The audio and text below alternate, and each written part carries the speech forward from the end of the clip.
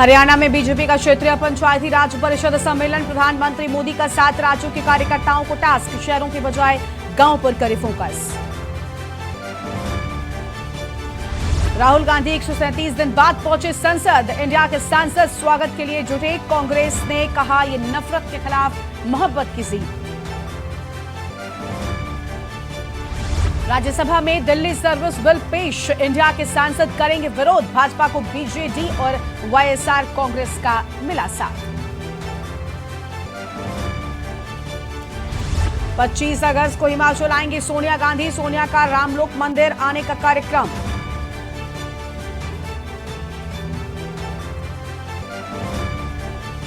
नूह में bulldozer action पर high court की रोक। हिंसा के बाद होटल, शोरूम समेत 753 अवैध निर्माण गिराए गए। 57.5 एकड़ जमीन खाली कराए गए। एलओसी के पास सेना ने 2 आतंकियों को मार गिराया। पुंछ में घुसपैठ की कोशिश कर रहे थे। 24 घंटे में 3 आतंकी हुए ढेर। आप देख रहे हैं के न्यूज, खबरों का सारथी। नमस्कार, देश की बात में आप सभी का स्वागत है। मैं हूं आपके साथ गरिमा वाजपेयी और बड़ी खबर से बुलेटिन की शुरुआत करते हैं। जी हां, कांग्रेस नेता राहुल गांधी की संसद सदस्यता बहाल कर दी गई है। लोकसभा सचिवालय ने इसकी अधिसूचना जारी कर दी और आपको बता दें कि सुप्रीम कोर्ट ने राहुल गांधी को मिली सजा पर फौरी राहत देते हुए रोक लगा दी थी। अब चर्चा इस बात की भी हो रही है कि क्या राहुल को उनका आवाज भी वापस मिलेगा। आज नहीं तो कल, कल नहीं तो परसों सच्चाई की जीत होती है। मगर जो भी हो, मेरा रास्ता तो क्लियर है। मुझे क्या करना है, मेरा क्या काम है, उसके बारे में मेरे दिमाग में बिल्कुल क्लैरिटी है। जिन लोगों ने हमारी मदद की और जनता ने जो प्यार और सपोर्ट दिया, उसके लिए मैं बहुत बहुत धन्यवाद करता हूँ। Thank you. बदायूं से अगली खबर, जहां पर बाइक सवार 3 युवकों को अज्ञात वाहन ने रौंद दिया है। हादसे में जीजा, साले समेत 3 लोगों की मौके पर ही मौत हो गई है। पुलिस तीनों के शवों को पोस्टमार्टम के लिए भेज दिया है। बिनावर थाना क्षेत्र के बरखेड़ा में हादसा हुआ है। यह आम खबर आपको बता दें, जहां पर पुलिस ने तीनों के शवों को पोस्टमार्टम के लिए भेजा है। तो बिनावर थाना क्षेत्र के बरखेड़ा में हादसा हुआ, यह आम खबर आपको हम बता दें। और बदायूं से खबर है, बाइक सवार 3 युवकों को अज्ञात वाहन ने रौंद दिया है। तो बाइक सवार 3 युवकों को अज्ञात वाहन ने रौंदा और हादसे में जीजा और साले समेत 3 लोगों की मौके पर ही मौत हो गई है। यह आम खबर आपको बता रहे हैं, जहां पर पुलिस ने तीनों के शवों को पोस्टमार्टम के लिए भेज दिया। इस वक्त की आम खबर आपको बता दें। और बिनावर थाना क्षेत्र के बरखेड़ा में यह हादसा हुआ है, जहां पर 3 लोगों की जीजा साले समेत मौत हो गई है। दुखद हादसा देखने को मिला है।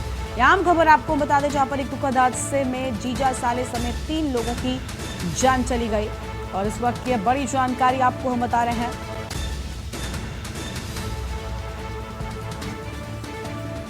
और इस वक्त की आम खबर आपको हम बता दें, जहां पर बिनावर थाना क्षेत्र के बरखेड़ा में हादसा हुआ है। तो बिनावर थाना क्षेत्र के बरखेड़ा में ये दुखद हादसा, जिसमें 3 लोगों की जान चली गई है। और बदायूं से खबर, जहां पर एक दुखद हादसे में जीजा और साले समेत 3 लोगों की मौके पर ही दर्दनाक मौत की खबर सामने आई है।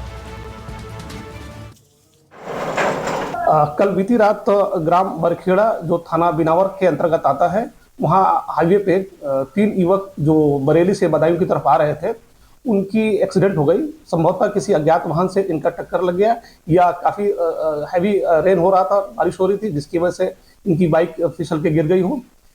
टक्कर के फलस्वरूप तत्काल वहां थाने की पुलिस एसओ महोदय के साथ पहुंच गई थी और इनको नजदीकी जिला अस्पताल में हम लोगों ने एडमिट कराया। इलाज के दौरान डॉक्टरों द्वारा इन्हें मृत घोषित किया गया। बागपत से अगली खबर है, जहां बारिश रुकने के बाद एक मकान गिर गया और मकान में मौजूद 6 से अधिक लोग मलबे में दब गए हैं। वहीं आपको बता दें कि ग्रामीणों ने रेस्क्यू कर लोगों को बाहर निकाला है और सभी घायलों को अस्पताल में भर्ती करवाया गया है। 3 की हालत नाजुक है।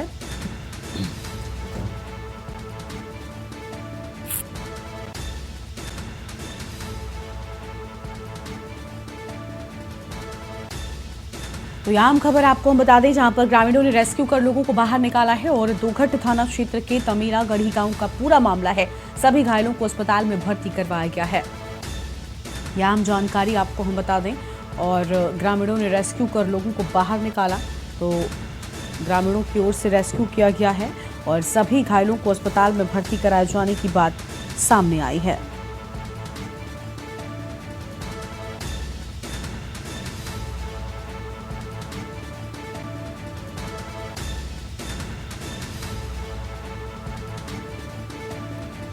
बागपत से खबर, बारिश रुकने के बाद मकान गिरने से हादसा हुआ और मकान में मौजूद 6 से अधिक लोग मलबे में दबे हैं। तो मकान में मौजूद 6 से अधिक लोग मलबे में दब गए और ग्रामीणों ने रेस्क्यू कर लोगों को बाहर निकाला है। तो ग्रामीणों ने रेस्क्यू कर लोगों को बाहर निकाला और सभी घायलों को अस्पताल में भर्ती करवाया गया है। तो सभी घायलों को अस्पताल में भर्ती करवाया गया है। ग्रामीणों ने रेस्क्यू कर लोगों को बाहर निकाला है। फिलहाल ये अहम खबर आपको हम बता रहे हैं, तो इस वक्त की आम जानकारी आपको हम बता दें। और सभी घायलों को अस्पताल में भर्ती किया गया है। तो सभी घायलों को अस्पताल में भर्ती किया गया और 3 की हालत नाजुक होने पर हायर सेंटर रेफर किया गया है। और बागपत से कुलदीप पंडित हमारे साथ में जुड़ चुके हैं। कुलदीप, बताया जा रहा है कि हादसा हुआ, बारिश रुकने के बाद एक मकान गिर गया है, क्या पूरी जानकारी है आपके पास? कुलदीप, आवाज मिल रही है आपको?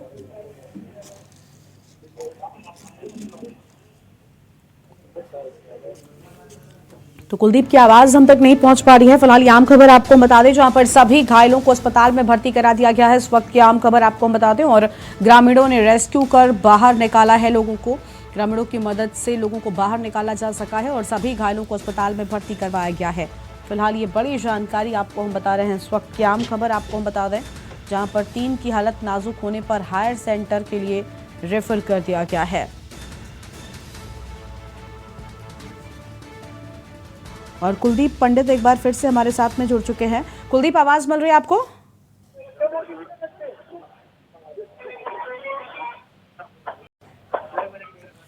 कुलदीप, आप तक आवाज? जी कुलदीप, यहाँ पर बारिश के बाद एक मकान गिर गया, कई लोग घायल हो गए, क्या पूरी जानकारी है आपके पास? हेलो जी कुलदीप, आवाज मिल रही है आपको हमारी? कुलदीप से हमारा संपर्क नहीं हो पा रहा है। बहुत अहम खबर आपको हम बता दें, जहां पर सभी घायलों को अस्पताल में भर्ती करवाया गया है। तो इस वक्त की आम खबर आपको हम बता रहे हैं।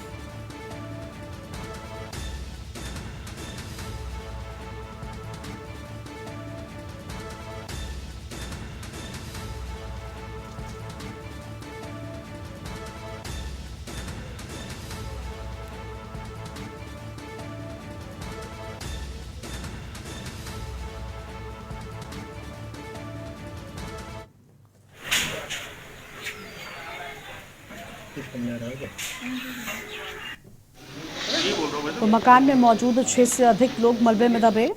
फिलहाल ये आम खबर आपको हम बता रहे हैं।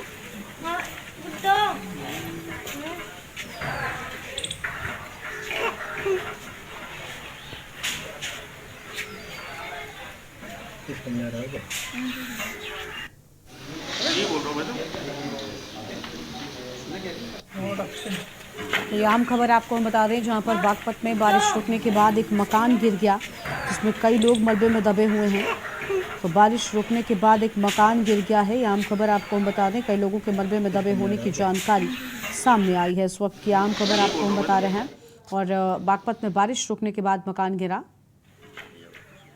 कुलदीप, आवाज मिल रही है आपको हमारी?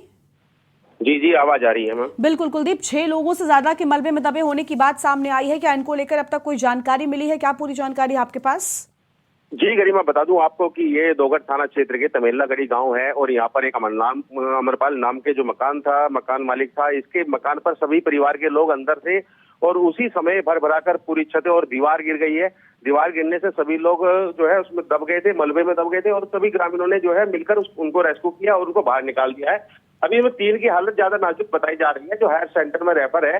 हालांकि जो और लोग थे, जो माँ बाप थे, उनकी माँ बाप के जो चोटिल हुए हैं उनको घर लाया जा रहा है और उनकी अभी हालत में सुधार है काफी भी। उसके बाद में पुलिस प्रशासन यहाँ पर मौजूद है, जिला प्रशासन के लोग भी यहाँ पर मौजूद है। जी बिल्कुल, साफ तौर पर देखिए यहाँ पर ये बड़ा हादसा हो गया है, 6 लोगों के दबे होने की बात सामने आई है। और शुक्रिया कुलदीप आपका अधिक जानकारी के लिए। तो यहाँ हम खबर आपको हम बता दें, जहाँ पर बागपत में बारिश रुकने के बाद गिरा मकान।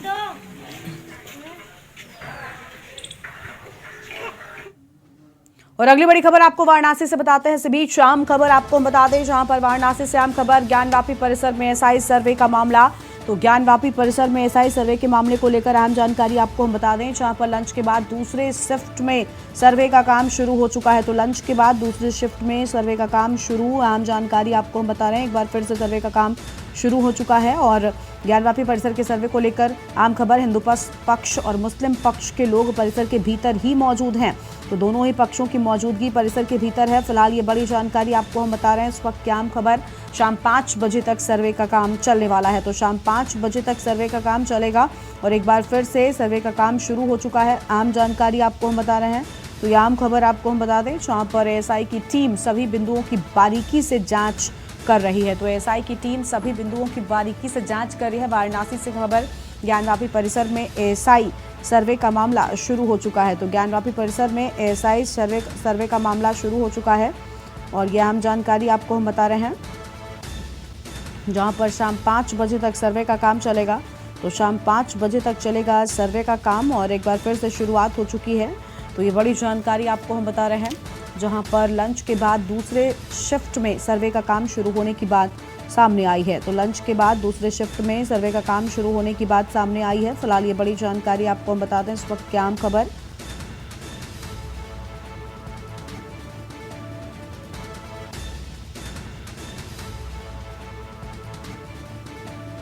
और एएसआई की टीम सभी बिंदुओं की बारीकी से जांच कर रही है और ज्ञानवापी परिसर में एएसआई सर्वे के मामले को लेकर ये आम खबर आपको हम बता रहे हैं। तो एएसआई सर्वे के मामले को लेकर ये आम जानकारी आपको हम बता दें, जहां पर आपको बता दें कि शाम 5 बजे तक सर्वे का काम चलेगा। फिलहाल इस वक्त ये बड़ी खबर आपको हम बता दें, जहां शाम 5 बजे तक चलेगा सर्वे का काम।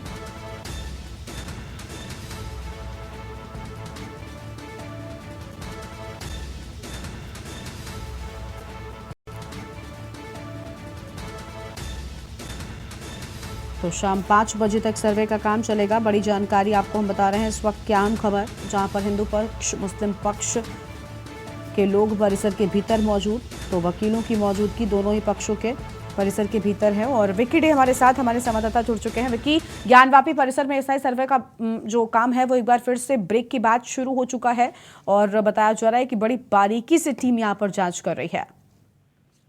जी बिल्कुल, आपको बता दें आज सर्वे का चौथा दिन है। ऐसे में सुबह आज सावन के सोमवार को देखते हुए जो समय में परिवर्तन किया गया था, तकरीबन 11 बजे एएसआई की टीम अंदर प्रवेश करती है ज्ञानवापी में और सर्वे का काम करती है। उसके बाद जो लंच होता है, लंच के बाद पुनः एक बार दोबारा फिर से कार्य शुरू कर दिया गया। आज जो सबसे अहम है, जो 3 गुंबद है उसकी 3D photo framing, photo screening और वो सारे साक्ष्य जुटा रही है, वीडियोग्राफी कर रही है और जो तीनों तहखाने हैं, तहखाने में से भी वीडियोग्राफी की जा रही है। और एएसआई सर्वे जो है अभी शाम 5 बजे तक लगभग ये कार्य करेंगे। उसके बाद जो बाहर आएंगे तो वो मीडिया से बात करते हुए जो अंदर की जो आज के सर्वे का कार्य करेंगे वो साझा करेंगे। बिल्कुल, यानी एक बार फिर से सर्वे की बात जो है वो शुरू हो चुकी है। सर्वे का काम भी शुरू किया जा चुका है। शुक्र आपका विक्की, अधिक जानकारी के लिए। तो आम खबर आपको बता दें, जहां शाम 5 बजे तक सर्वे का काम चलने वाला है। तो शाम 5 बजे तक सर्वे का काम चलेगा और एक बार फिर से ब्रेक के बाद सर्वे शुरू हो चुका है। फिलहाल ये बड़ी खबर आपको हम बता रहे हैं। एक बार फिर से ब्रेक के बाद सर्वे शुरू हो चुका है। तो ये आम जानकारी आपको हम बता दें और शाम 5 बजे तक सर्वे का काम चलने वाला है। ललितपुर से है अगली खबर, जहां पर 3 अंतर्राज्यीय गांजा तस्करों को गिरफ्तार कर लिया गया है। और ललितपुर की खबर की ओर आगे बढ़ेंगे उससे पहले एक अहम खबर आपको देहरादून से बताते हैं। इस बीच देहरादून से एक अहम खबर सामने आ रही है। मौसम विभाग ने भारी बारिश का अलर्ट जारी कर दिया है। देहरादून से अहम खबर, मौसम विभाग की ओर से भारी बारिश का अलर्ट जारी कर दिया गया है और दून सहित 7 जिलों में आज हल्के से भारी बारिश की चेतावनी है। और देहरादून, टिहरी, पौड़ी, नैनीताल, चंपावत, बागेश्वर में बारिश को लेकर अलर्ट भी जारी कर दिया गया है। तो इन सभी जगहों पर बारिश को लेकर अलर्ट जारी कर दिया गया है। फिलहाल ये आम जानकारी आपको हम बता रहे हैं। इस वक्त की आम खबर, जहां पर भारी बारिश को लेकर अलर्ट जारी किए जाने की बात सामने आई है। तो इस वक्त की आम खबर आपको हम बता दें, जहां पर अलर्ट जारी कर दिया गया है और अन्य जिलों को लेकर भी बातें सामने आई हैं, जिसके चलते संवेदनशील इलाकों में भूस्खलन होने की भी संभावना है। तो संवेदनशील इलाकों में भूस्खलन होने की भी संभावना नजर आ रही है। यह आम जानकारी आपको हम बता दें। फिलहाल ये आम खबर, जहां पर देहरादून से खबर, मौसम विभाग ने जारी किया बारिश का अलर्ट। तो मौसम विभाग की ओर से भारी बारिश का अलर्ट जारी कर दिया गया है। फिलहाल ये बड़ी जानकारी आपको हम बता रहे हैं। मौसम विभाग की ओर से बारिश का अलर्ट जारी कर दिया गया है और भारी बारिश को देखते हुए मौसम विभाग ने अलर्ट जारी कर दिया है।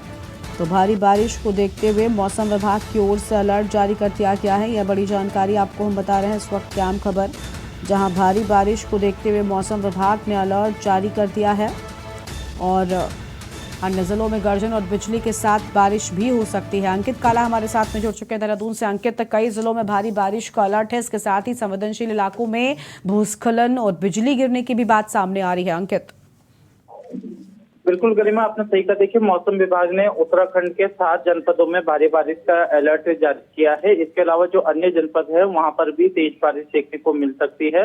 मौसम विभाग के निदेशक विक्रम सिंह की ओर से यह जानकारी दी गई थी। उन्होंने बताया है कि चूंकि 10 अगस्त तक ये इसी तरीके का मौसम में परिवर्तन देखने को मिलेगा और पहाड़ों में अच्छी बारिश हमें देखने को मिलेगी। इसके अलावा मैदानी क्षेत्रों में भी अधिकांश जनपदों में हमें तेज बारिश और कई जगहों पे भारी बारिश भी देखने को मिल सकती है। तो ऐसे में जो नदियों के किनारे रहने वाले लोग हैं उन्हें सुरक्षित स्थानों पर जाने की सलाह दी गई है। इसके अलावा पहाड़ की यात्रा करने से लोगों को फिलहाल न जाने की सलाह दी गई है और अगर जा भी रहे हैं तो सावधानी के साथ जाने की सलाह मौसम विभाग ने दी है। और इस भारी बारिश के अलर्ट को देखते हुए तमाम जो जिला प्रशासन है उन सभी को सतर्क रहने के लिए कहा है। बिल्कुल अंकित, देखिए जिला प्रशासन तो सतर्क हो गया है, लेकिन दूसरी ओर ये भी जानना चाहेंगे कि देखिए अभी इसके पहले बाढ़ और बारिश ने लोगों की समस्याएं बहुत बढ़ाई थी और अब ऐसे में अभी तक उनको ठीक तरीके से निजात नहीं मिल पाई है। लोग अपने आप को ठीक तरीके से सेटल भी नहीं कर पाए और एक बार फिर से भारी बारिश अब लोगों की चिंताएं बढ़ा सकती है, उन्हें मुसीबत में डाल सकती है। बिल्कुल गरिमा, देखिए ना सिर्फ ये भारी बारिश से चिंताएं बढ़ा रही है बल्कि लोगों की परेशानी को काफी हद तक इसने बढ़ा रखा है। अभी भी अगर हम उत्तराखंड की बात करें तो पहाड़ी जनपदों में एक और जहां लैंडस्लाइडिंग की घटनाएं बढ़ रही है। अभी गौरीपुर की खबर आपने सुनी होगी जहां पर कि 20 लोग लापता हुए थे, अभी तक उनके लापता लोगों के की जानकारी नहीं मिल पा रही है। इसके अलावा चक्राता, त्यूणी, कालसी ये तमाम क्षेत्र हैं जहाँ पर की लैंडस्लाइडिंग की घटनाएं बढ़ गई है। इसके अलावा भी तमाम अन्य पहाड़ी क्षेत्र हैं जहाँ पर कि इस तरीके से मार्ग अवरुद्ध हो रहा है तो लोगों को काफी दिक्कतें हो रही है। इसके अलावा जो मैदानी क्षेत्र हैं वहां पर जो सड़कें हैं वो नदियों में तब्दील हो चुकी है। जो नहरें हैं और जो नदियां हैं वो अपने जो उनका मानक है उससे भी ऊपर वो चल रहे हैं। तो खतरे के निशान से भी ऊपर सारी नदियां बह रही है तो निश्चित ही लोगों के घरों में इसका पानी भी जा रहा है और काफी दिक्कतें हो रही है। ठीक है, बहुत शुक्रिया अंकित आपका अधिक जानकारी के लिए। तो यहाँ खबर आपको हम बता दें जहाँ पर अन्य जिलों में गर्जन और बारिश के साथ यहाँ पर कई जगहों पर बिजली भी गिर सकती है। इसके साथ ही भूस्खलन को लेकर भी आम बातें कही गई हैं। अलर्ट रहने के लिए कहा गया है। मौसम विभाग की ओर से ये अलर्ट सामने आया है। तो फिलहाल ये अहम खबर आपको हम बता दें जहाँ पर मौसम विभाग ने अलर्ट रहने की बात की है। और देश की बात में एक छोटे से ब्रेक के लिए यहाँ पर रोक रहे, कहीं बच जाएगा, जल्द लौटेंगे। आप देख रहे हैं के न्यूज, खबरों का सारथी। ब्रेक के बाद आप सभी का स्वागत है। ललितपुर से खबर आपको हम बताते हैं जहां पर 3 अंतर्राज्यीय गांजा तस्करों को गिरफ्तार कर लिया गया है। एसटीएफ और पुलिस की संयुक्त टीम ने गिरफ्तार किया है। तस्करों के पास से अवैध गांजा बरामद हुआ है। एम्बुलेंस में रखकर उड़ीसा से आगरा लेकर जा रहे थे गांजा। पुलिस ने नकदी, 3 फोन, 1 कार और 1 एम्बुलेंस बरामद कर ली है। अवैध गांजे की बाजार में कीमत 42 लाख रुपए बताई जाती है। तो बाजार में इस अवैध गांजे की कीमत 42 लाख रुपए बताई जा रही है।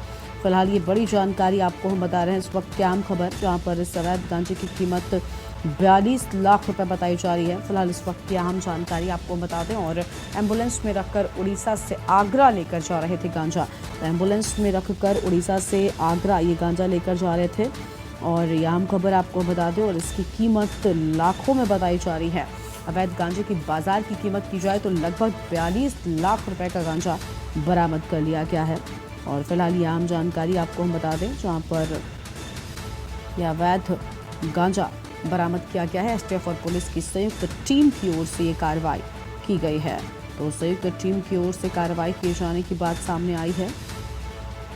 फिलहाल ये आम खबर आपको हम बता दें। को रोकने के लिए एक विशेष अभियान जो है वो चलाया जा रहा है, जिसमें आज इसमें 3 लोगों को अरेस्ट किया गया है। एक मुरारी लाल हैं, दूसरे ओमवीर हैं और तीसरे योगेश हैं। इन तीनों के द्वारा जो है उड़ीसा से गांजा ले करके ये लोग आ रहे थे और आगरा में कहीं पे इनको खपत जो है वो करना था। इसमें हमारी ललितपुर पुलिस और एसटीएफ की संयुक्त जो टीमें थी उनके प्रयास से इस पूरे गैंग का जो है पर्दाफाश जो है वो हुआ है। और इसमें जो जानकारी प्राप्त हुई है कि जो एम्बुलेंस है वो उस एम्बुलेंस के अंदर उन्होंने स्ट्रक्चर को चेंज किया है और उसमें जो है गांजा रख करके ये लोग ले जा रहे थे ताकि उस एम्बुलेंस को कोई जो है कोई डाउट ना कर सके। और अगली खबर आपको हम अलीगढ़ से बताते हैं, जहां पर लापता 9 वर्षीय मासूम का भूसे में दबा मिला है शव। और अलीगढ़ से खबर, परिवार ने देर रात थाना खैर में गुमशुदगी की रिपोर्ट दर्ज करवाई थी, लेकिन अब शव मिला है और घर से लगभग 200 मीटर की दूरी पर भूसे में शव दबा मिला है। और ये आम खबर आपको बता रहे हैं, परिजन मासूम के साथ अनहोनी की आशंका जता रहे हैं और ये तस्वीरें भी आपको हम दिखा रहे हैं। परिजन मासूम के साथ अनहोनी की आशंका जता रहे हैं। फिलहाल ये आम खबर आपको हम बता दें, जहाँ पर मासूम का शव भूसे में दबा मिलने से हड़कंप मचा है। परिजनों का रो रो कर बुरा हाल है। परिजन मासूम के साथ अनहोनी होने की आशंका भी जता रहे हैं। और ये बड़ी खबर आपको हम अलीगढ़ से बता रहे हैं, थाना खैर क्षेत्र के शिवाला कला गांव का ये पूरा मामला है। तो थाना खैर क्षेत्र के शिवाला कला गांव का ये पूरा मामला बताया जा रहा है। फिलहाल इस वक्त की आम खबर आपको हम बता दें, और परिवार ने देर रात थाने में खैर थाने में गुमशुदगी की रिपोर्ट भी दर्ज करवाई थी। तो परिवार की ओर से देर रात थाने में रिपोर्ट भी दर्ज कराई गई थी। फिलहाल ये बड़ी जानकारी आपको हम बता रहे हैं इस वक्त की आम खबर, जहां पर आपको बता दें कि परिजन मासूम के साथ अनहोनी होने की आशंका भी जता रहे हैं। मासूम के साथ अनहोनी होने की आशंका भी परिजन जता रहे हैं। और देर रात खैर थाने में मासूम के गुम होने की रिपोर्ट भी दर्ज करवाई गई थी। अलीगढ़ से खबर, एक मासूम का शव मिलने से हड़कंप मचा।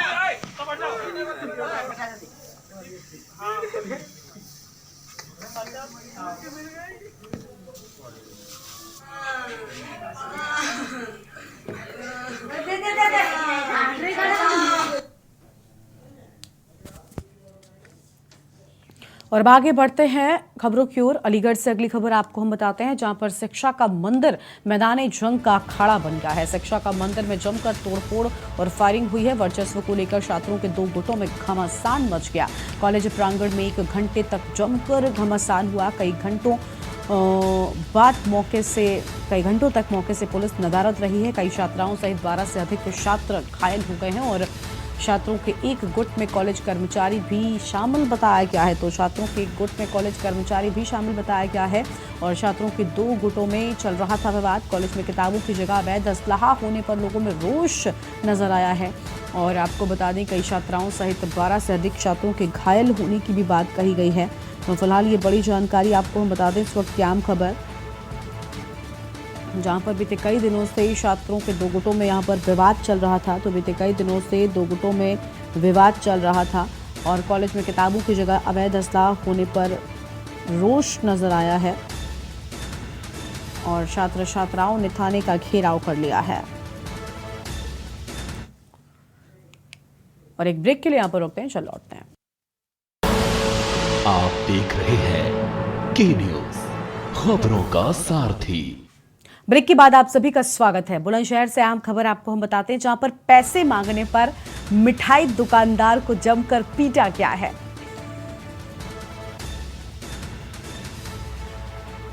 तो समोसे और कोल्ड ड्रिंक के पैसे मांगना एक दुकानदार को भारी पड़ गया। उसकी जमकर पिटाई कर दी गई। मारपीट में दुकानदार को गंभीर चोटें आई हैं। दुकानदार को अस्पताल में भर्ती कराया गया है। पीड़ित की शिकायत पर पुलिस ने अब जांच शुरू कर दी है। और शिवली का ये पूरा मामला बताया जा रहा है।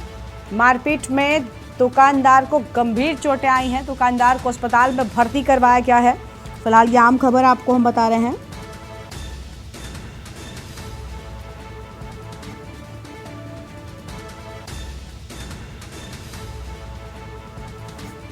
तो ये आम खबर, जहां पर आपको बता दें कि एक दुकानदार के साथ मारपीट हुई है। पैसे मांगना एक दुकानदार को भारी पड़ गया। एक दुकानदार जब अपनी दुकान पर ग्राहक से पैसे मांगता है तो उसके साथ पिटाई कर दी जाती है।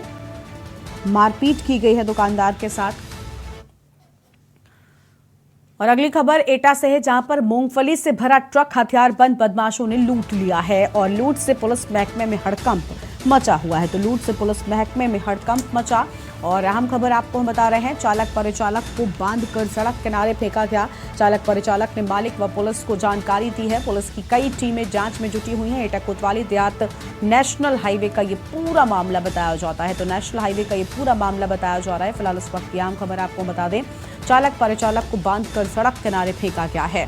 तो सड़क किनारे फेंके जाने की बात और चालक परिचालक ने मालिक व पुलिस को पूरे मामले की जानकारी दे दी है और पुलिस की कई टीमें जांच में जुटी हुई हैं। तो फिलहाल इस वक्त की बड़ी जानकारी आपको हम बता रहे हैं। एटा से खबर, मूंगफली से भरा ट्रक लूट लिया गया। हथियारबंद बदमाशों ने लूट की है। लूट से पुलिस महकमे में हड़कंप मचा हुआ है। अगली खबर है बाराबंकी से, जहां पर सड़क पर दो सांडों का तांडव देखने को मिला है और लाइव वीडियो सामने आया है। काफी देर तक सांडों की भिड़ंत होती रही है और सांडों की लड़ाई में रोड पर लगे ठेलों को बड़ा नुकसान हो गया। रोड से गुजर रहे राहगीर घायल होने से बाल बाल बचे हैं।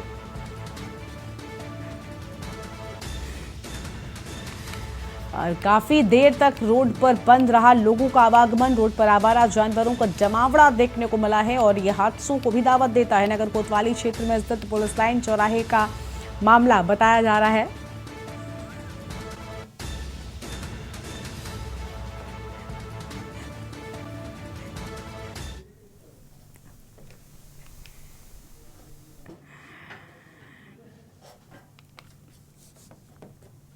तो आप देखिए यहाँ पर किस तरीके से मारपीट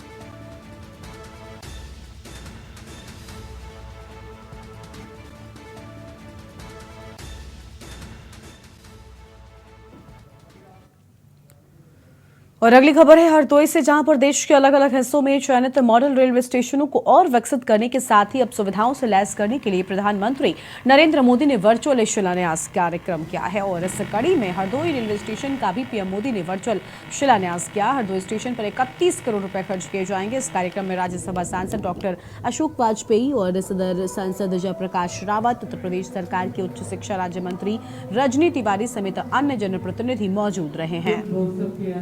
रेलवे के इस स्वागत करता हूँ।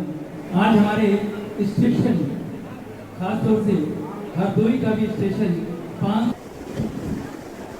माननीय श्री सांसद के हरदोई जनपद के लिए आज बहुत ही उल्लास और आनंद का दिन है। आज जिस तरह से हरदोई का बहुप्रतीक्षित जो स्टेशन है, जो हरदोई का गौरव और शान है, उसका नवनिर्माण होने जा रहा है। पूरा जनपद देश के यशस्वी प्रधानमंत्री माननीय मोदी जी के प्रति आभार व्यक्त करता है, रेल मंत्री जी के प्रति आभार व्यक्त करता है कि बहुत दिनों से हरदोई जनपद के लोगों की अपेक्षा थी कि हरदोई का भव्य रेलवे स्टेशन बने। आज वो दिन आया कि हरदोई के नए भव्य रेलवे स्टेशन का शिलान्यास हुआ और केवल हरदोई ही नहीं, देश के 508 नए रेलवे स्टेशन का शिलान्यास माननीय प्रधानमंत्री जी के कर कमलों द्वारा हुआ। और दिल्ली के स्वरूप नगर इलाके के स्वरूप विहार में एक स्कॉर्पियो पिछले 8 दिनों से लगातार सड़कों पर घूम रही थी। सड़क पर घूम रहे आवारा गोवंशों को इंजेक्शन लगाकर बेहोशी की हालत में स्कॉर्पियो में लोड करके ले जाते थे। सूत्रों के आधार पर माने तो स्थानीय पुलिस ने गौतस्कर के स्कॉर्पियो को घेरा और स्कॉर्पियो में सवार 4 गौतस्कर से एक गौतस्कर का एनकाउंटर कर गिरफ्तार किया। वहीं मौके से 3 गौतस्कर फरार हो गए हैं। फरार तस्करों की तलाश में स्वरूप नगर थाना पुलिस जुट गई है।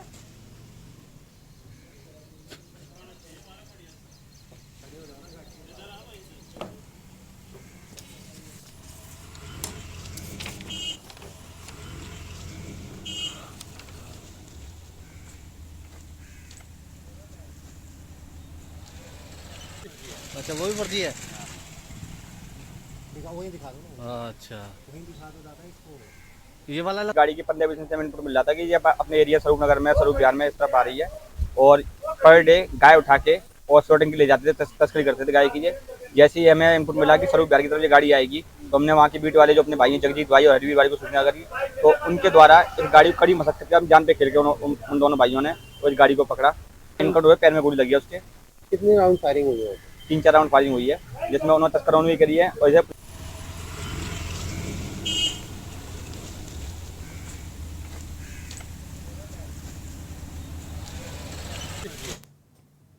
अगली खबर है जालौन से, जहां पर एडिनो वायरस के मरीजों की संख्या दिन प्रतिदिन बढ़ती ही जा रही है। बरसात के दिनों में ज्यादा बारिश, बाढ़ और जल जमाव के चलते कई राज्यों और शहरों से आई फ्लू के मामले भी तेजी से बढ़ते दिख रहे हैं। वहीं जालौन में भी इन दिनों इस मौसम में आई फ्लू के संक्रमण का खतरा और ज्यादा बढ़ गया है, जिसके चलते कई और गंभीर बीमारियां होने की संभावना नजर आ रही है। ऐसे में कई लोगों की आंखों पर काला चश्मा भी देखा जा सकता है और संक्रमण को बढ़ने से रोका जा सके।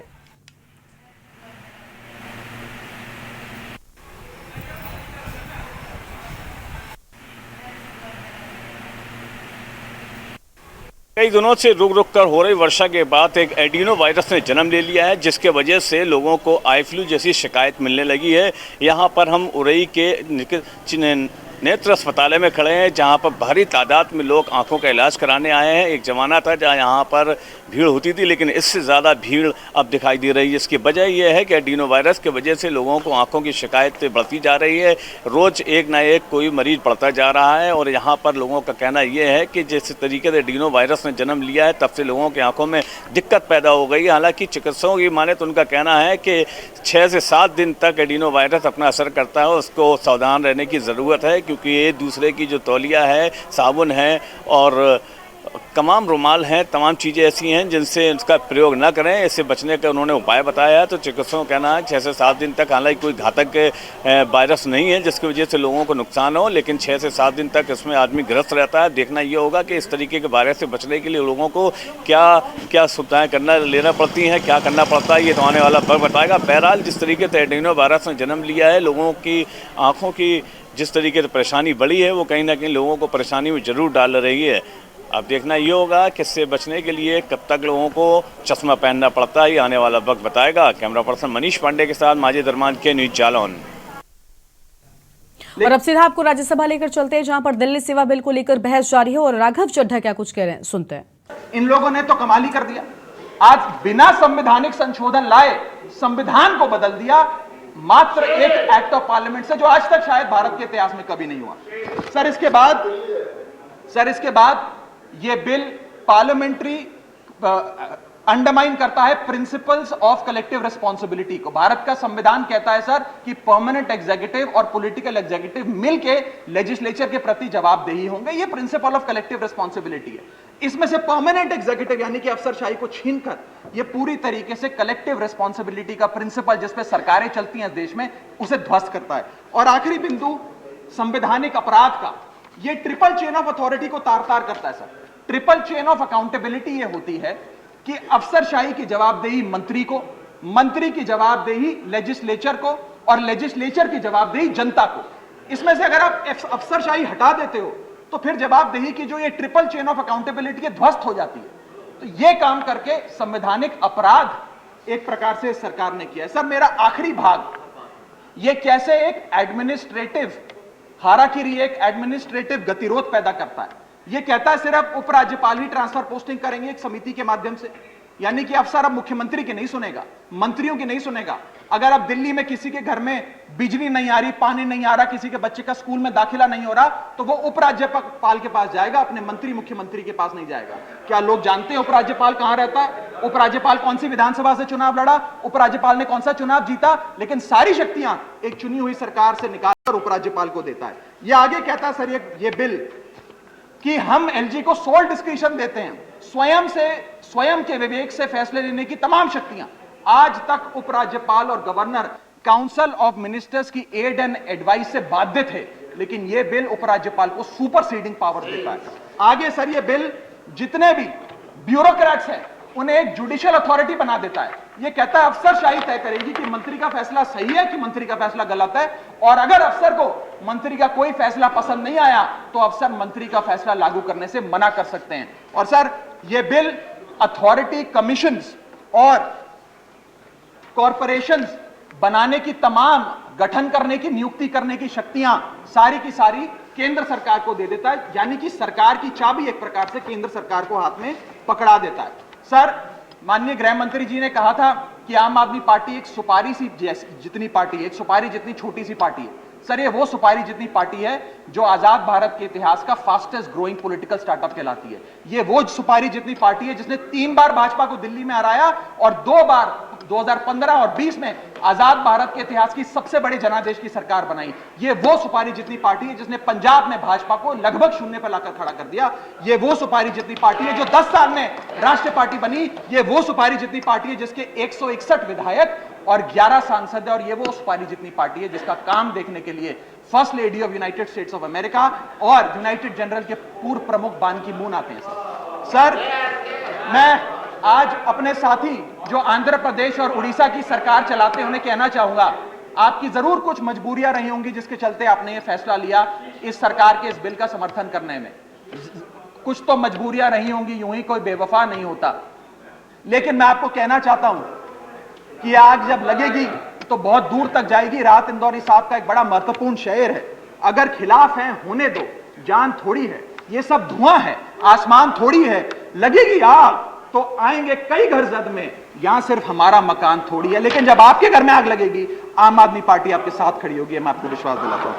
और सर, मैंने अपनी बात शुरू करी थी महाभारत के एक अंश से, मैं समाप्त भी महाभारत के एक अंश से करूंगा। सर, बीच कुरुक्षेत्र के मैदान में जब युद्ध प्रारंभ होने वाला था तो युधिष्ठिर ने शंखनाद करने से पहले एक घोषणा करी और कहा कि यह धर्म की लड़ाई है। मेरी सेना में खड़े मेरे पीछे जितने योद्धा हैं, अगर उन्हें लगता है कि धर्म मेरे साथ नहीं कौरवों के साथ है, तो मेरी सेना छोड़कर सामने वाली मेरे दुश्मन की सेना में जाकर खड़े हो जाएं, उनकी ओर से युद्ध करें। और अगर कौरव सेना में कोई योद्धा है जिसे लगता है कि धर्म युधिष्ठिर के साथ है, पांडवों के साथ है, तो आप कौरवों की सेना छोड़कर मेरी सेना में आइए, मैं बाहें फैलाकर आपका स्वागत करूंगा। उस समय कौरवों का एक भाई युयुत्सु कौरव सेना छोड़कर पांडवों की ओर आया और पांडवों की ओर से युद्ध लड़ा। मैं उसी बात का जिक्र करते हुए आज इस सदन में बैठे तमाम सांसदों को कहना चाहता हूं, राज्यसभा काउंसिल ऑफ स्टेट्स है, हम लोग काउंसिल ऑफ स्टेट्स है, जहां ज्यादा जिम्मेदारी बनती है राज्यों के हकों की, अधिकारों की रक्षा करने की। मैं मांग करता हूं, आज आप लोग पार्टी लाइन से ऊपर उठकर, विचारधारा से ऊपर उठकर संविधान को बचाने के लिए, लोकतंत्र को बचाने के लिए इस बिल को हराइए। आज ये इतना असंवैधानिक और गैर कानूनी बिल अगर ये सफल हो गया तो हो सकता है आज के बाद आने वाले समय में ये लोग देश में चुनाव ही ना कराएं, चुनावी प्रक्रिया को खत्म करने से। बहुत बहुत शुक्रिया। Doctor Sasmit Patra, thank you. 12 minutes. Honorable Chairman, sir, I rise to speak on behalf of the Biju Janata Dal. Sir, speaking on this bill in the Lok Sabha, our party's senior member of parliament and leader of the BJD parliamentary party in Lok Sabha, Shri Pinaki Mishra ji has already made our stand very clear and has made it very eloquently and succinctly expressed that the Biju Janata Dal's equidistant stand from the BJP and the Congress and the reasons for the same and the fact that BJP is our principal opposition party. तो राज्यसभा से आपने सुना राघव चड्ढा को, जहां पर उन्होंने Delhi service bill को लेकर बड़ी बातें कही। इसके साथ ही साथ उन्होंने सभी सांसदों से ये भी कहा कि आज देखिए, आपको पार्टी लाइन से उठकर सोचना चाहिए, संविधान बचाना है अगर, तो आपको आज एक बार जरूर सोचना चाहिए और इस बिल को फेल कराना चाहिए। हालांकि उस दौरान उन्होंने बीजेपी पर बड़ा हमला भी बोला है। आगे बढ़ेंगे खबरों की ओर। भिंड से खबर आपको हम बताते हैं, जहां पर भिंड में बदमाशों के हौसले बुलंद नजर आए हैं। पेट्रोल पंप कर्मचारी की गोली मारकर लूट की गई है और पैर में गोली लगने से कर्मचारी घायल हो गया है। हालत गंभीर है, ग्वालियर के लिए रेफर भी कर दिया गया है। बाइक पर सवार होकर आए थे 3 बदमाश। आम खबर आपको बता रहे हैं, जहां पर बाइक पर सवार होकर 3 बदमाश आए थे और 20,000 रुपए लूट कर ले गए बदमाश। कोरमी महगांव रोड पर स्थित है पेट्रोल पंप। कोरमी थाना क्षेत्र का ये पूरा मामला बताया जाता है। तो ये आम खबर, जहां पर लूट हुई है, बाइक पर सवार होकर 3 बदमाश आए थे और लूट की वारदात को अंजाम दिया है। वहीं आपको बता दें कि 20,000 रुपए लूट ले गए बदमाश। तो 20,000 रुपए लूट ले गए बदमाश और गोरमी महगांव रोड पर स्थित है पेट्रोल पंप। तो गोरमी महगांव रोड पर स्थित है पेट्रोल पंप और गोरमी थाना क्षेत्र का ये पूरा मामला बताया जा रहा है। तो गोरमी थाना क्षेत्र का ये पूरा मामला है। भिंड में बदमाशों के हौसले बुलंद नजर आए हैं। तो भिंड में बदमाशों के हौसले बुलंद, पेट्रोल पंप कर्मचारी को गोली मारकर लूट की गई है और पैर में गोली लगने से कर्मचारी घायल भी हो गया है।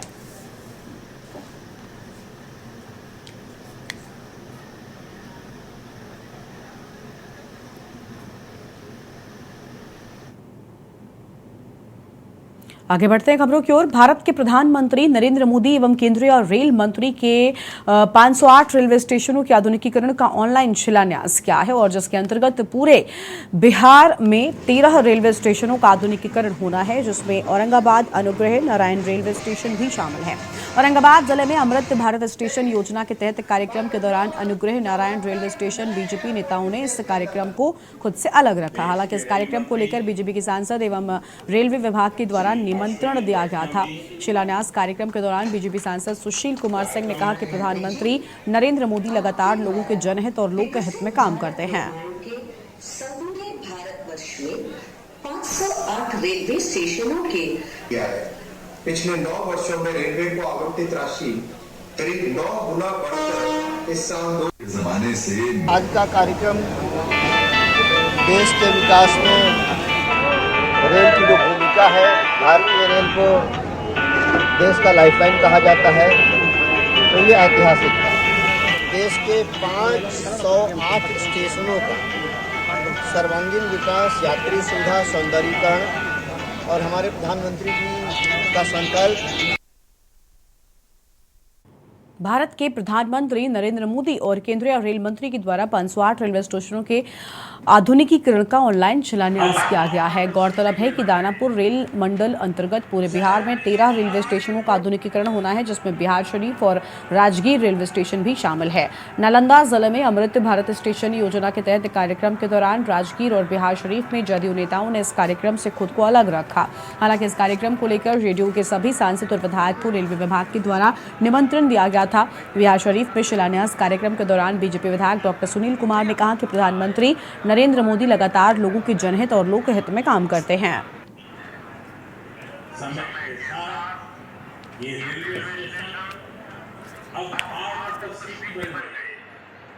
स्टेशन को अमृत भारत स्टेशन योजना के अंतर्गत प्रधानमंत्री ने उसको उत्कृष्ट बनाने का शिलान्यास किया और हम लोग को तो और हर्ष का विषय है कि नालंदा जिला के मुख्यालय बिहार शरीफ और ऐतिहासिक स्थल राजगीर का इसमें समाहित किया गया है, जिसको उत्कृष्ट बनना है।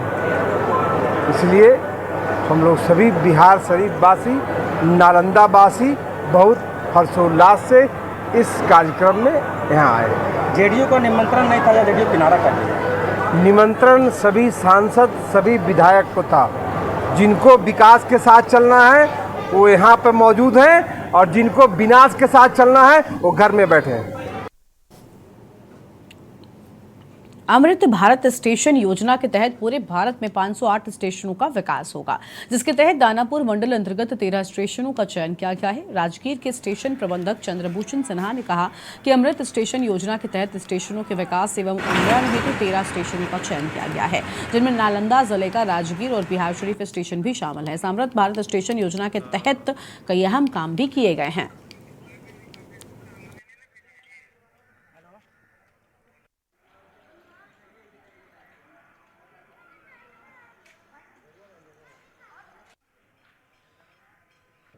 मैं यशस्वी प्रधानमंत्री, भारत देश के प्रधानमंत्री श्री नरेंद्र मोदी जी को दिल से आभार और बहुत बहुत धन्यवाद देता हूँ। 508 स्टेशनों का शिलान्यास का कार्यक्रम माननीय प्रधानमंत्री द्वारा अमृत भारत स्टेशन योजना के अंतर्गत पुनर्विकास का कार्यक्रम का शिलान्यास रख रहे हैं और उसमें सबसे बड़ी बात है कि नालंदा जिला का राजगीर और बिहार से रेलवे स्टेशन का भी जीर्णोद्धार का लिस्ट में नाम है। मैं नालंदा जिला की जनता की ओर से माननीय प्रधानमंत्री जी को दिल से आभार और बहुत बहुत धन्यवाद देना चाहूँगा। अमृत भारत योजना स्टेशन का प्रोग्राम है। इसके तहत स्टेशनों का नवीनीकरण, सौंदर्यीकरण, उन्नयन, इसके लिए प्रधानमंत्री बहुत सारे स्टेशनों का उद्घाटन एक साथ करेंगे। उनमें से नालंदा जिला का 2 स्टेशन है, दानापुर डिवीजन का 13 स्टेशनों का किया जा रहा है, उसमें से राजगीर 1 स्टेशन है। उनका एक साथ में कल ऑनलाइन लाइव होकर प्रधानमंत्री उसका शिलान्यास करेंगे। और एक ब्रेक के लिए यहाँ पर रुकते हैं, चल लौटेंगे। आप देख रहे हैं के न्यूज। ब्रेक के बाद आप सभी का स्वागत है। ज्वारी विधानसभा क्षेत्र के अधीन ग्राम पंचायत में मुस्लिम समुदाय के एक युवक के द्वारा हिंदू समुदाय की लड़की को भगा ले जाने पर पंचायत वासियों में बड़ा गुस्सा है, जिसके बाद पंचायत वासियों ने मुस्लिम समुदाय के खिलाफ जमकर रोष प्रदर्शन किया है, जिससे पंचायत में तनाव की स्थिति हो गई। पंचायत प्रधान के नेतृत्व में हरनोटा में 200 से अधिक लोगों ने प्रदर्शन करते हुए कहा कि ऐसी हरकतों को बर्दाश्त नहीं किया जाएगा। घटना की जानकारी मिलते ही डीएसपी नूरपुर विशाल वर्मा के नेतृत्व में पुलिस भी मौके पर पहुंची है और आरोपी के खिलाफ कड़ी कार्रवाई का आश्वासन दिया है। इन चीजों पे प्रतिबंध कैसे लगे, ये सब चीजें हम जानना चाहते हैं। तो आप जो बड़े हैं, छोटे हैं, कोई भी यदि कोई कुछ बोलना चाहता है। अगली खबर है हरियाणा के हिसार से, जहां पर सेक्टर 14 में महाराजा अजमेर स्वर्णकार विकास ट्रस्ट के तत्वाधान में निर्माणाधीन अजमेर भवन के भूमि पूजन और शिलान्यास के मौके पर हरियाणा के उप मुख्यमंत्री दुष्यंत चौटाला ने कार्यक्रम में बतौर मुख्य अतिथि के रूप में शिरकत की है। इस मौके पर अपने संबोधन में उप मुख्यमंत्री ने समस्त स्वर्णकार समाज को अपनी बधाई दी और भवन के निर्माण हेतु अपने कोष से 21 लाख रुपए देने की घोषणा की है। इस मौके पर अति विशिष्ट अतिथि के रूप में उपस्थित हरियाणा से राज्यसभा सांसद रामचंद्र जांगड़ा में स्वर्णकार समाज की एकता के लिए अपनी खुशी जाहिर की। इस मौके पर आयोजन में हरियाणा के अलावा अन्य राज्यों से भी स्वर्णकार समाज के प्रतिनिधियों ने बढ़ चढ़कर भाग लिया है। मांग करता हूं कि राजस्थान प्रदेश और मध्य प्रदेश में स्वर्णकार कला बोर्ड बना, आप हरियाणा में भी स्वर्णकार कला बोर्ड बनाएं।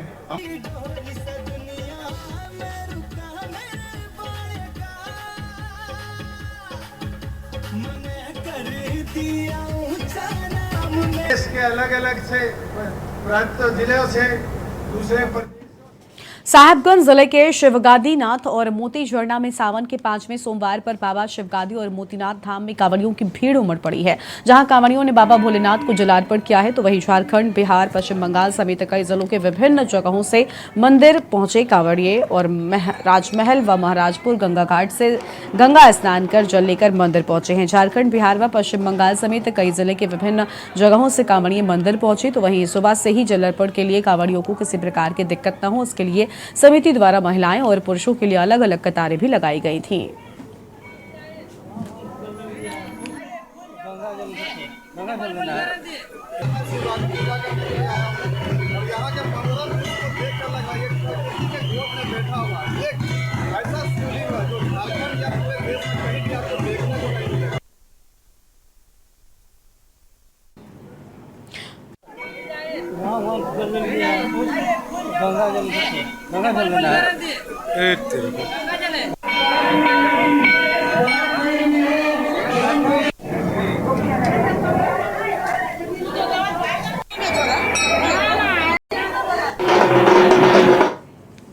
और सिरसा को बसाने वाले एक संत ने वरदान दिया था कि सिरसा में कभी भी बाढ़ का पानी नहीं आएगा, सिरसा नहीं डूबेगा। सिरसा के बेगू रोड स्थित बाबा सरसई नाथ का डेरा बना हुआ। सिरसा के लोगों ने अब आस्था जताई जब सिरसा में O2 हेड में 55,000 क्यूसेक पानी पहुंच गया, जबकि O2 हेड की 30,000 क्यूसेक पानी स्टॉक की लिमिट है। सिरसा के O2 हेड में 55,000 क्यूसेक पानी पहुंचने पर भी सिरसा शहर बच गया, जबकि आसपास के गांव में बाढ़ का पानी पहुंच गया था।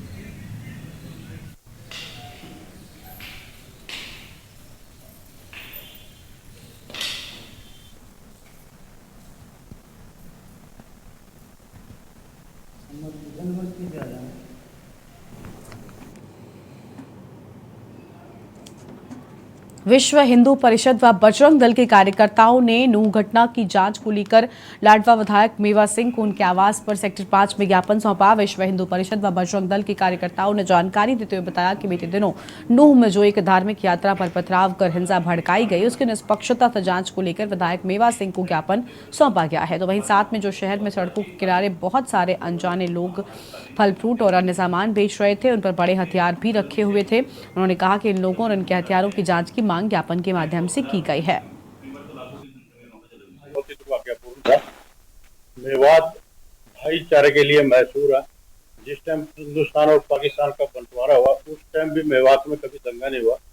सभी 36 बिरादरी के लोग, हर धर्म के लोग वहाँ पर वो एक भाईचारे से रहते हैं, अपना कारोबार करते हैं, अपने परिवार का पालन पोषण करते हैं। मैं सरकार से मांग करूंगा, वो चाहे कोई भी है, चाहे वो हिंदू है, चाहे मुसलमान है, चाहे किसी भी, उसको सख्त से सख्त सजा, जिसने ये दंगा फैलाने का काम किया, सख्त से सख्त सजा उसके खिलाफ। विश्व हिंदू परिषद, बजरंग दल और अन्य सामाजिक संगठनों की तरफ से हमने पूरे जिले में जितने भी हमारे विधायक हैं, चारों विधायकों को और हमारे सांसद मौजूद हैं, सभी को हमने नूह में जो हिंसा हुई है उसके लिए और जो वहाँ पे दोषी हैं उनके खिलाफ कार्रवाई करने के लिए और जो हमारे यात्री शहीद हुए हैं उनको उचित मुआवजा देने के लिए हमने सबको ज्ञापन दिया। और देश की बात में फिलहाल इतना ही। आपसे थोड़ी देर में हमारा खास कार्यक्रम देखना मत भूलिएगा, देवभूमि का दंगल, हमारे सहयोगी यशी शुक्ला के साथ। आप देख रहे हैं के न्यूज़, खबरों का सारथी।